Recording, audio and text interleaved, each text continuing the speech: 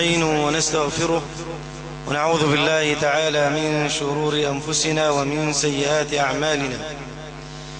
إنه من يهده الله تعالى فلا مضل له ومن يضلل فلا هادي له، وأشهد أن لا إله إلا الله وحده لا شريك له، وأشهد أن محمدا عبده ورسوله وصفيه من خلقه وخليله.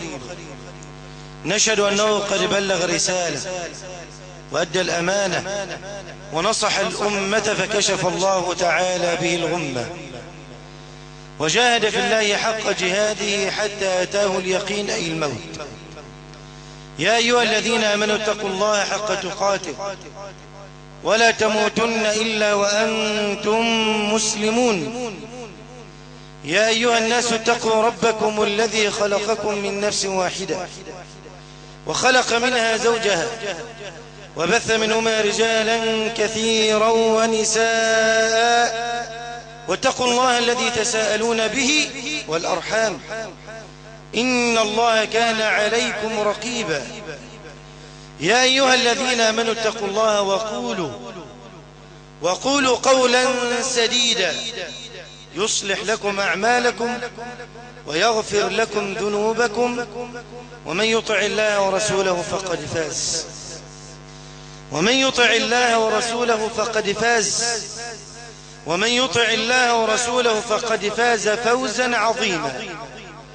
وبعد أيها الأحبة في الله عز وجل، في الخطبة الماضية تكلمنا عن الصور وقلنا ما هو الصور ومن الذي ينفخ في الصور وفي أي يوم ينفخ فيه في الصور وكم مرة ينفخ في الصور. وذكرنا بأن إسرافيل عليه السلام ينفخ في الصور مرتين، نفخة الصعق ونفخة البعث، كما قال الله عز وجل في سورة الزمر: ونفخ في الصور فصعق، يعني من في السماوات ومن في الأرض إلا من شاء الله، ثم نفخ فيه أخرى فإذا هم قيام ينظرون. النهاردة كلمة على البعث. قال تعالى في هذه الآية: ونفخ في الصور فصعق، جميع الخلق مات إلا من شاء الله، ثم نفخ فيه أخرى فإذا هم قيام. قيام منين؟ ننزل بقى لسورة ياسين 51: ونفخ في الصور فإذا هم من الأجداث، يعني من القبور، إلى ربهم ينسلون، يعني يخرجون من قبورهم مسرعين إلى أرض محشرهم للوقوف بين يدي ربهم. خلي بالك بقى من اللي جاي يوقف مع الآية دي. قالوا يا ويلنا، بينادي بالويل على إيه؟ شوف خلي بالك، قالوا يا ويلنا من بعثنا من مرقدنا. هذا قالهم الجواب: هذا ما وعد الرحمن وصدق المرسل. لما تقف مع الآية دي، لو وقفت معاها قبل كده، لو ما وقفتش خلي بالك معايا. اللي بيتكلم يا جماعة ومنادي بالويل أهل الكفر.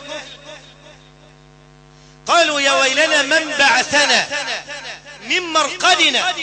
ده كان في القبر وكان نايم، ده كان في عذاب في القبر. النار يعرضون عليها غدوا وعشيا، ولما خرج ليوم القيامة، يوم الدين، يوم الفصل، يوم الحساب، يوم الحاقة، يوم الطامة الكبرى، قال ايه؟ من بعثنا من مرقدنا.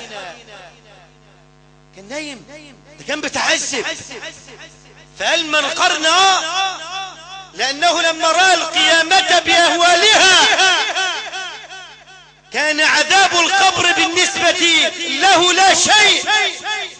ولذلك قال تعالى: فإذا جاءت الطامة الكبرى، الطامة الغالبة على كل شيء، تطم على كل شيء وعلى كل أمر هائل مفضع.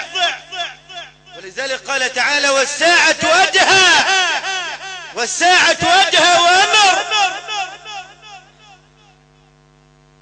لكن يجب أن نعلم تمام العلم إن قبل النفخة الثانية، طبعا النفخة تزعك كل مات وبليت الأجساد وخلاص وحتى العظام، بس في حتة عظمية كده صغيرة بتفضل منك واسمها عشب الذنب، كما قال النبي صلى الله عليه وسلم في الصحيحين من حديث أبي هريرة رضي الله تعالى عنه: ما بين النفختين 40. قالوا أبو هريرة 40 يوما؟ قال أبيت. 40 شهرا؟ قال أبيت. 40 سنة؟ قال أبيت.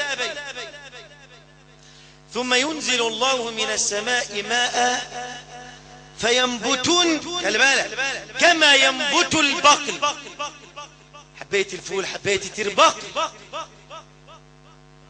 وكل ابن آدم يبلى إلا عجب الذنب منه يركب الخلق يوم القيامة ثم يقوم الناس لرب العالمين. كله هلك، حتة عظمية صغيرة بتفضل. طب العظمية دي أنا هتبقى عظم وجسم ازاي؟ ده كله قبل النفخة الثانية. بينزل بقى مطر من السماء كما قال النبي صلى الله عليه وسلم في الحديث السالف وفي صحيح مسلم من حديث عبد الله بن عمرو بن العاص أن النبي صلى الله عليه وسلم قال: ثم ينفخ في الصور، ودي النفخة الأولى، فلا يسمعه أحد إلا أصغى ليتا، والتي هي صفحة العنق. شو ممكن حد يمد عليك كده وتقول أنت عايز رافع رقبتك؟ هي كده. فلا يسمعه أحد إلا أصغى ليتا ورفع ليتا، وأول من يسمعه رجل يلوط حوض إبله، قال: فيصعق ويصعق الناس. قال: فيصعق ويصعق الناس، كده هلكوا. ثم ينزل الله من السماء ماء، أو قال يرسل من السماء ماء كأنه الطل أو كأنه الظل، فينبتون كما ينبت البقل ثم يقوم الناس لرب العالمين. يعني انت عامل زي حباية الفول، تنزل عليك المية، اللي بيحصل بتنبت. ولو تأملت في القرآن كثيرا نجد أن الله ضرب لنا المثل بالبعث والنشور بإنبات النبات من الأرض، كما قال تعالى في سورة الأعراف: وهو الذي يرسل الرياح بشرا بين يدي رحمته حتى إذا أقلت سحابا ثقالا سقناه لبلد ميت فأنزلنا به الماء فأخرجنا به من كل الثمرات كذلك نخرج الموتى لعلكم تذكرون. هتتفرعن عليه، هتتجبر عليه، دي آخرتك، بدايتك ونهايتك. هلك بلي مفيش الا عظمية صغيرة أنزل الله عز وجل عليه من السماء ماء زيه زي الفول وزي البقل وزي النبات، فأنبته الله. خلي بالك لسه ما قامش، منتظرين النفخة الثانية. قال تعالى: ونفخ في الصور فإذا هم من الأجداث. واحد يقول لك ده واحد مات في الفضاء، هيجي ازاي؟ ده واحد وهو بيستحمى غيره ما طلعش، هيجي ازاي؟ واحد وشغال في البترول تحت الارض، او بيت انقض عليه وانهدم عليه، او غيره في حفرة، هيجي ازاي؟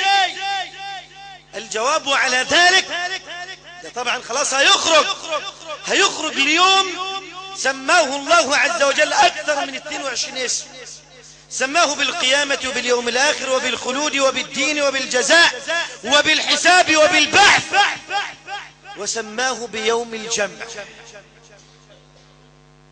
ولذلك ربنا سبحانه وتعالى قال في سورة التغابن: يوم يجمعكم ليوم الجمع، فسماه بيوم الجمع. ليه؟ لأن جميع الخلق يجمعون في هذا اليوم، ومن الذي يجمعهم؟ إنه الله.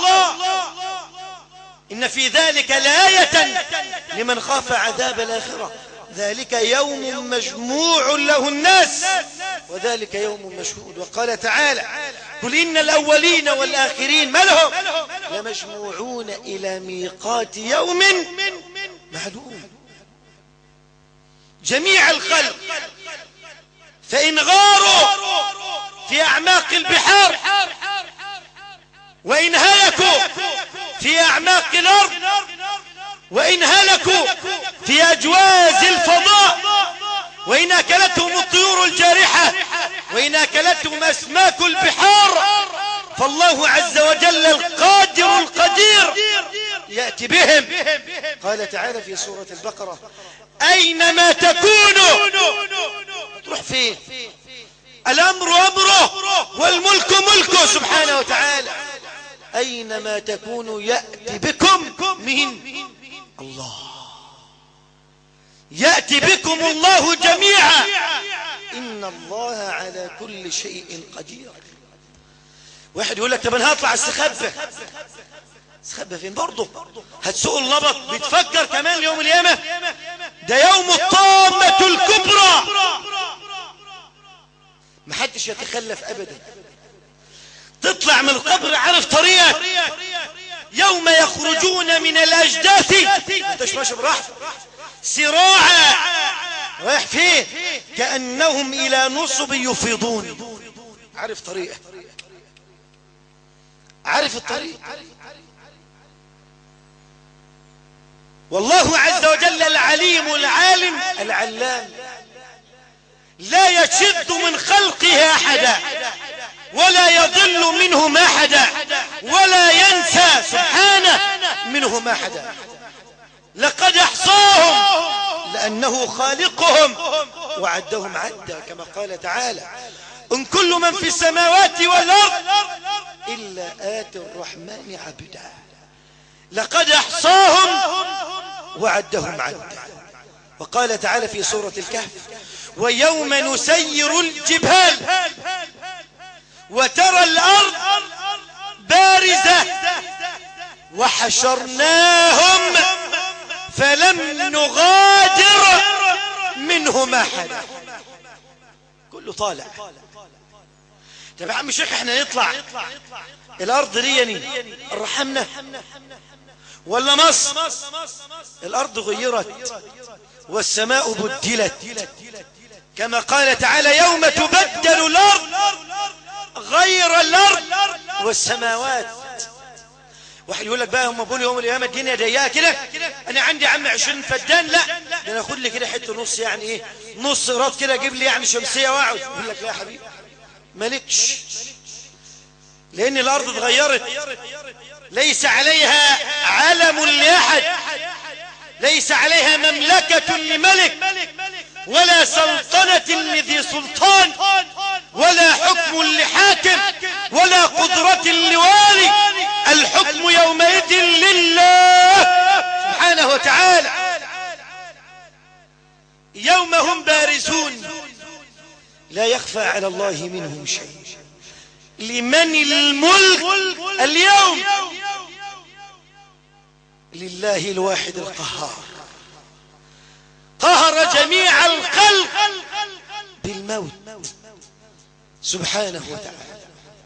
طلعنا للأرض. الأرض هتتغير والسماء هتتغير هنا سؤال بيعرض نفسه. الأرض هتتغير والسماء هتتغير امتى؟ سيدة عائشة سألت النبي صلى الله عليه وسلم هذا السؤال في قول الله تعالى يوم تبدل الأرض غير الأرض والسماوات وبرزوا لله الواحد القهار. فقالت يا رسول الله أين يكون الناس؟ الناس هيكونوا فين؟ قال النبي على الصراط. أين تبدل؟ متى تبدل الأرض والسماء؟ وأين يكون الناس؟ قال النبي على الصراط. الأمر ما هو سهل ده. الأمر يعني احنا مفكرين خلاص احنا نخلد في الدنيا. لا ده اللي يحاسبنا واحد. ولو انت راجل بتقول حافظ القرآن وظلمت هتسأل ولو ظلم كافر الكافر هياخد حقه. وجميع الخلق طبعا جن والانس، ايضا الوحوش، جميع الخلق من جن وانس ووهائم وطير وهمام يتحشرون. قال تعالى وإذا الوحوش حشرت، وإذا الوحوش حشرت كله.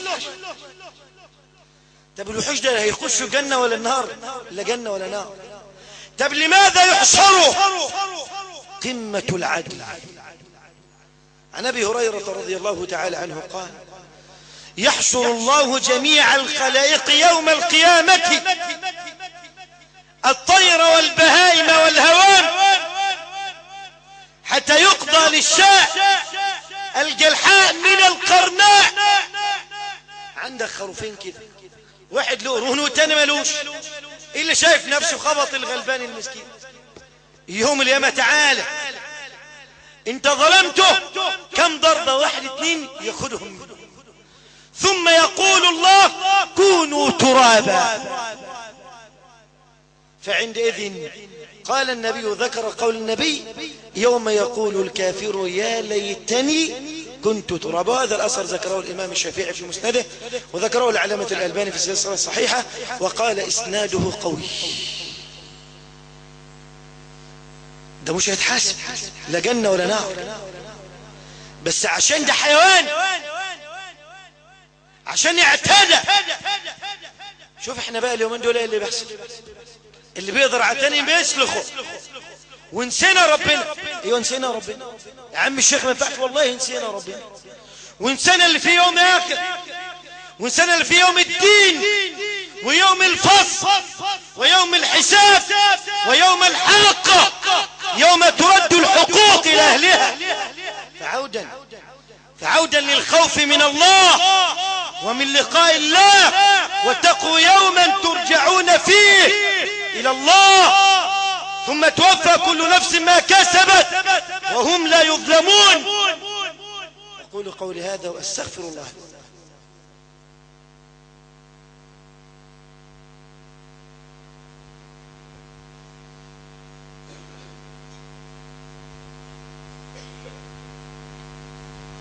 بسم الله والحمد لله والصلاة والسلام على رسول الله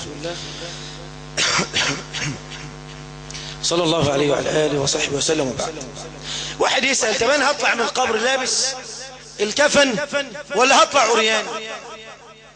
صفة حشر العباد إلى أرض المحشر بتطلع عريان خالص خالص، يعني ما فيش أي حاجة نستتر بها. لا، قال النبي صلى الله عليه وسلم إنكم محشورون يوم القيامة حفاة. والكلاسيك اللي أنا جايبها دي لأن والله يعني صبت نصب عشان أجيبها. طب الضكم 150 مفيش حاجة نافعة. طب شوف الصيني بتاع الحمام حافي. حفاة عراة. طب والأصيل والدفة والبدل، ده أنا ياما تأخرت عن الصلاة وياما منعت من الزكوات ومنعت عشان أفصل أودي، مش حاجة نافعة. إنكم محشورون يوم القيامة حفاة عراة غرلا. حتة الجلدة اللي اتقطعت منك وانت مطار من الرجل ومن المرأة ترجع تاني حفاة عراة غرلا. حديث البخاري. سيدة عائشة بتسأل النبي لما سمعت، قالت الرجال والنساء العفاف والطهر ليوم القيامة، يوم الضامة الكبرى. الرجال والنساء ينظر بعضهم إلى بعض، فقال النبي الأمر أشد من ذلك يا عائشة.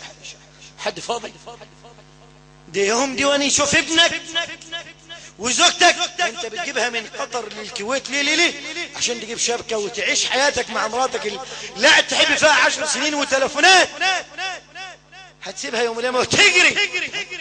ده انت كنت بتكتب لها بدمك، وابنك اللي جبت كعب داير 3 4 سنين ما فيش نفس في ضفر عين، يوم القيامة سيبه وهتجري منه.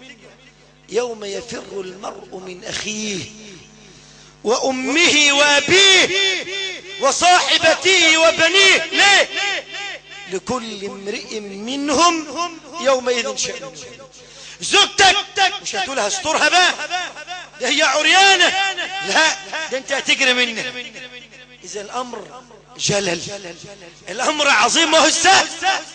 شوف اما ربنا تقف بس على دي الطامة كفاية على الكبرى. القرآن نزل مش عشان كده وبس نتدبر.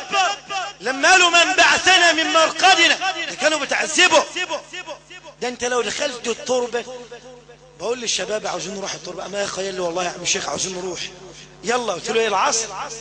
حد يروح التراب العصر؟ نروح كده بالليل بقى وتشوف كده عنتين ولا حاجة وكل واحد يخش. اللي فين يا عم الشيخ؟ احنا السجد نروح هناك نمشي في الشارع بالليل. امال بقى انت هتحمل وهتدخل وتقفل عليه وهيجي لك ملكان اسودان ازرقان. ده انت لو نايم لوحدك وجماعتك معزومين يومين ثلاثة عند اهله، ويعني نايم وقافل النور وتخيلت بصوت قطة بتناونه، هتطلع جاري من الشارع. خد بال حضرتك، او حد يخبط على الباب اللي يجرالك. شوف اما يغلق عليك القبر والكلام ما فيش فيه هزار، وياتيك ملكان اسودان ازرقان. شوف الاسماء، يقال لاحدهما المنكر والاخر النكير. هيسيبك ده هيشهدك ينتهرانك، يقول لك من ربك وما دينك وما الرجل الذي بعسره. نجح يجي لك بقى جالس صالح ويطمنك، والقبر بقى مد البصر النور يتلألأ روضة من رياض الجنة. أما لو كانت تاني عافانا الله وإياكم وأهلنا والضرارين منها. هو سهل. قالوا من بعثنا من مرقدنا. كل ده بيقولوا احنا كنا نايمين لما شافوا الطامة الكبرى. فالنبي صلى الله عليه وسلم يقول انكم محشورون يوم القيامة حفاة عراة غرلا. سيد عائشة سالت قال الأمر أشد من ذلك يا عائشة. طب هنفضل كده عريانين ما فيش كسوة؟ لا، بعد هذا العري هناك كسوة حتى للكافر، حتى للكافر. بس الشدان ده سرابيل القطران، وهذا لباس أهل الصلاح والتقوى. من أول خلق الله يكسى يوم القيامة؟ خليل الرحمن إبراهيم، كما قال النبي صلى الله عليه وسلم عند الإمام البخاري والنسائي أن النبي صلى الله عليه وسلم قال إن أول خلق الله يكسى يوم القيامة خليل الرحمن إبراهيم، ثم يليه النبي صلى الله عليه وعلى آله وسلم. اشمعنى سيدنا إبراهيم؟ الإمام القرطبي رحمة الله تعالى عليه في التذكرة ذكر أقوال ورجح القول هذا الذي أذكره. قالوا لأن إبراهيم عليه السلام لما ألقوه في النار جردوه من الثياب، وهذه عادة أهل الكفر إذا أرادوا قتل أهل الإيمان، فألقي في النار وهو عريان، وكان ذلك صبرا، كان صبرا لله وفي الله، فكان الجزاء من جنس العمل، فحق له أن يكسى أول الخلائق يوم القيامة. الأمر مشايخ مو سهل، الأمر مو سهل. احنا نسينا من الأحداث نسينا اللي احنا نأمر ربنا، نسينا الموت، نسينا اللي احنا عدينا ولا ما عدناش. لا، أنا في رمضان بعمل ايه؟ في رمضان بقرأ كم جزء. واحد يقول لك كفاية جزء ايه يا عم؟ جزء ده الراجل اللي ربنا يعينه اللي عنده عيال وعنده عربية بيشتغل 8 10 ساعات 16 ساعة، هيجي يقعد ساعة ونص ساعة يقرأ جزء؟ انت فاضي؟ طالب علم او شغال واحد على المكتب، قرأت كم جزء؟ ولازم اقرأ. يستحب الاكثار من الاعمال الصالحة في رمضان، كما قال كما كان النبي صلى الله عليه وسلم اجود الناس، وكان اجود ما يكون في رمضان كما في البخاري من حديث عبد الله بن عباس حين يلقاه جبريل. كم مرة؟ الشيخ محمد، الشيخ محمود، الشيخ احمد، كم مرة ختمت؟ يقول لك انا بقرأ لك جزئين. جزئين يا عم؟ انت بتهرج. اغتنم 5 قبل 5، شبابك قبل هرمك، وصحتك قبل مرضك، واسأل مجرب. اسأل اي واحد يقول لك يا ابني اغتنم في الصعيد كنت معايا بشباب في العشر الأواخر، بقول له يا محمد تختم في اليومين؟ قال لي يا عم الشيخ انا بختم كل يوم. قلت له كل يوم؟ قال لا. قلت له ربنا يبارك لك. معانا في الاعتكافات اللي يقرأ 12 جزء. طبعا 12 انت بالنسبة لك ده بعيد قوي. 12 ازاي؟ وهو انت اصلا زي بالظبط الراجل الصنايعي استرجي نجار ومياجي بقاله سنتين ما مسكش اي حاجة يدق او اي حاجة وبطال، هيجي يمسك الازميلة وهيجي يمسك القطناية عشان يشتغل، هيبقى ايام ما كان صنايعي؟ ده ابدا، ده عاوز له اسبوع واثنين وثلاثة عشان يعني الامور تمشي. ده بعيد عن القرآن. المصيبة الكبرى اللي احنا بنعامل القرآن بنيجي نفتح قرأت مثلا جزء، قلبي تعبني ما حسيتش بلاز، لا مش جايب هم اقفله بقى. نعم، ده احنا على قلوبنا ران، ده اشد من الران رخام. ده الرخام ده عاوز ديناميت عشان يتفجر مع القلوب. ده كم مرة القرآن اهو المصاحف وفي مسجد السنة بفتح انت راجل قبل رمضان كنت بتقرأ ايه؟ وردك ايه؟ كنت بتختم على الاقل مرة في الشهر. معاه شباب بقول لهم 10 اجزاء في اليوم شغالين، طب 7 منهم الخمس كل واحد اختار، يعني معاه 6 ايام بعدي عليه ختمت. لا ده بعزم بقى رجاله اللي بقى على السحور ولا على العشاء غرامه. بعد كده يقول لك لا مانيش نايم. لازم نتواصى بالحق ونتواصى بالصبر. اجي اسال مثلا الشيخ محمد الشيخ اسامه قرات يا جمال؟ يقول لك سيبها لله ربنا يسهل. هو ما بيقراش. لا ده قول لي هعمل منهج 10 20 هتخش معانا هتختم هتقرا كم جزء في اليوم؟ واحد يقول لك 7 جزاك الله خير، واحد يقول لك 5 يعني كل 6 ايام. طب لو ما ختمتش سيبها بظروفها. لا لازم تتغرب. هي دي الاخوه، هي دي المحبه، نقرب من بعض نوصي بعض. لاقي مننا لو بعد شويه ما حد يسال عنه يقول لك يلا بركه يا جامع كان بيجي يصلي امام خلاص مش هنلاقي اصلي. وده اللي بنحبه وده اللي احنا بنتمناه لبعض. وانا لله وانا اليه راجعون الى ما رحم ربي. فين النهارده اللي كان اخ معانا امبارح؟ هو سالت عليه عامل ايه مع القران؟ قلبك عامل ايه؟ ايمانياتك ما بتختلف نفسك وضعك ايه مع ربنا؟ ده اللي احنا دي الاخوه. امال اللي يتاكل واللي يل واللي ينتكس محدش يسال. وإنا لله وإنا إليه راجعون. فنجتهد في شهر طاعة. ده قال النبي أتاكم رمضان شهر مبارك في بركات. اقرأ خليك متحصن بكتاب الله وبالقرب من الله. اللهم إني قد بلغت، اللهم فاشهد، اللهم ارنا الحق حقا وارزقنا اتباعه، وارنا الباطل باطلا وارزقنا اجتنابه. اللهم تب علينا نتوب، واغفر لنا جميع الذنوب.